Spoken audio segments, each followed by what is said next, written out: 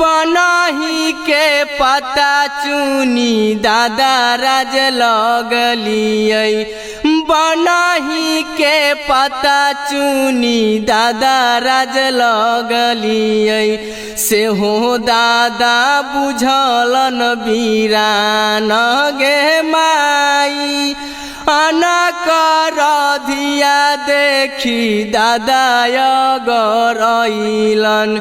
हमारा के बुझलन बीरान गे माई। अनकर धिया देखी दादा गरइलन।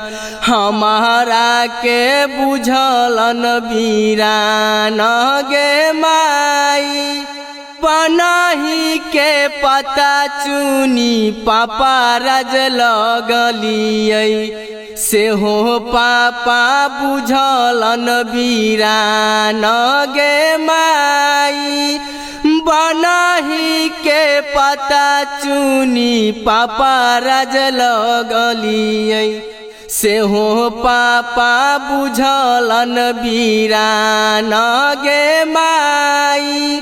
अनकर धिया देखी पापा गरइलन। हमारा के बुझलन बीरान गे माई। अनकर धिया देखी पापा गरइलन। हमारा के बुझलन बीरान गे माई। बनही के पता चुनी चाचा राज लगलियै। बनही के पता चुनी चाचा राज लगलियै। से हो चाचा बुझलन बीरान गे माई।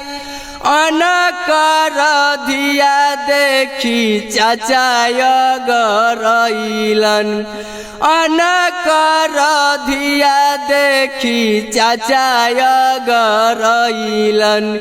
हमारा के बुझलन बीरान गे माई। बनही के पता चुनी भैया राज लगलियै। बनही के पता चुनी भैया राज लगलियै।